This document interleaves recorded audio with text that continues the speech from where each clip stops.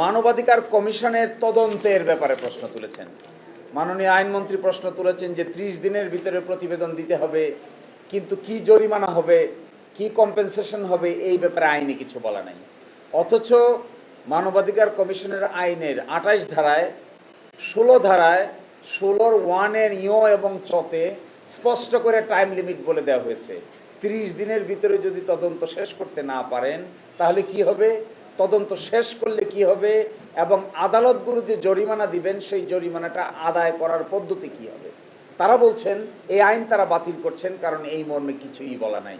আমার মনে হয় বাতিল করতে হবে, তো এই জন্য নানান কারণ দাঁড় করাচ্ছেন। আসলে এই ধরনের কোনো কথা এই আইনগুলোর মধ্যে নাই। This is wrong statement. আরেকটা ইম্পর্টেন্ট কথা, গণভোট অধ্যাদেশ এই প্রথম আমরা দেখলাম মাননীয় স্বরাষ্ট্রমন্ত্রী স্বীকার করেছেন, অ্যাডমিশন করেছেন। উনি বলেছেন গণভোটের প্রস্তাব, আমি কোট করছি ওনাকে, গণভোটের প্রস্তাব করেছিলাম আমিই করেছিলাম, রাষ্ট্রপতির আদেশ তো জারি করতে পারেন না। পরে আমার রাজনৈতিক বক্তব্যটা, উনি ওনার রাজনৈতিক বক্তব্য দিচ্ছেন, গণভোট অধ্যাদেশের অনুমূলে গণভোট অনুষ্ঠিত হয়েছে। গণভোটের বৈধতা প্রশ্ন সেটা যখন আমরা এই সরকারের মানে ইন্টারিম গভর্নমেন্টের সমস্ত বিষয়কে বৈধতা দিব, তখন সংবিধানের 4th তফসিলে একসাথে সকলগুলোকে বৈধতা দিব। এবং তারা বলছেন এটা তো ফ্যাক্টাম ভ্যালিড, এটা ঘটনাক্রমে সিদ্ধ, আদেশ জারি হয়েছে, গণভোট অনুষ্ঠিত হয়েছে, সেটার বৈধতা আছে।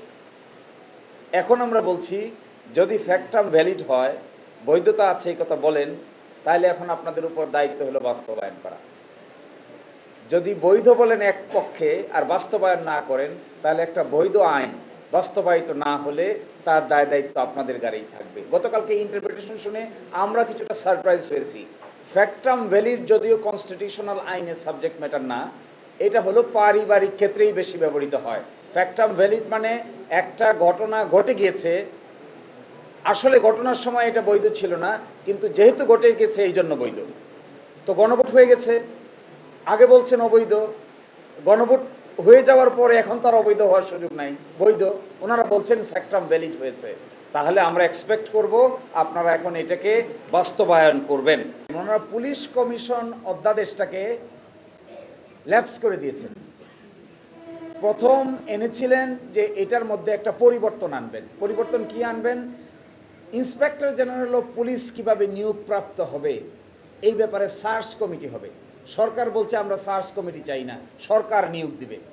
এইটাকে অ্যামেন্ডমেন্ট করে সংসদে পাশ হবে মর্মে তারা প্রস্তাব করেছেন, কিন্তু লাস্টে এসে এটিকে ল্যাপস করে দিয়েছেন।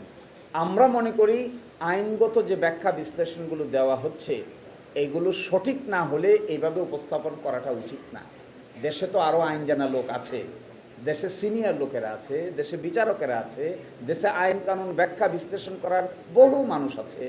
যদি এই ব্যাপারে ভ্যাগ থাকে, অস্পষ্টতা থাকে, তাদের সাথে কনসাল্ট করে নেওয়া যায়, আলোচনা করে নেওয়া যায়। কিন্তু এইভাবে ভুল ব্যাখ্যা দিয়ে মানুষের সামনে বিচার বিভাগকে হেয় করারও কোনো দরকার নাই। একই সাথে বিচারকদেরকে অযথা নোটিশ পাঠানোরও কোনো দরকার নাই। গুম কমিশন আইন এবং মানবাধিকার কমিশন আইনের বিরুদ্ধেও এই ধরনের কথা বলার কোনো প্রয়োজন আছে বলে আমাদের কাছে মনে হয় না। দেখুন, খুব ইন্টারেস্টিং, গুমের ডেফিনেশনটা যে দুই জায়গায় দুই রকম, এইটা বুঝতে তাদের অসুবিধা হচ্ছে। আজকে জানেন আজকে কি হয়েছে? আজকে এই আইন পাশ হওয়ার পরে আজকে যদি একটা লোক গুম হয় তাহলে সে ট্রাইব্যুনালও যেতে পারবে না, ট্রাইব্যুনালের বাইরে কোনো আইনও নেই। আজকে একজন লোককে গুম করে নিয়ে যাওয়া হোক, যাবে কোথায়? কার কাছে বিচার দিবে? আপনি পুলিশের কাছে যাবেন, পুলিশ বলবে আমাদের তদন্ত করার আইন নেই। মানবাধিকার কমিশনের কাছে যাইতে পারবেন না। ওইদিকে ট্রাইব্যুনালের কাছে যাবেন, ট্রাইব্যুনাল বলবে এটা ওয়াইড স্প্রেড সিস্টেমেটিক না, এই জন্য আমার জুরিসডিকশনের মধ্যে পড়ে না। এর মানে কি? একটা গুম করা লোকের ভাগ্যে গুম থাকাটাকে আমরা উন্মুক্ত করে দিলাম।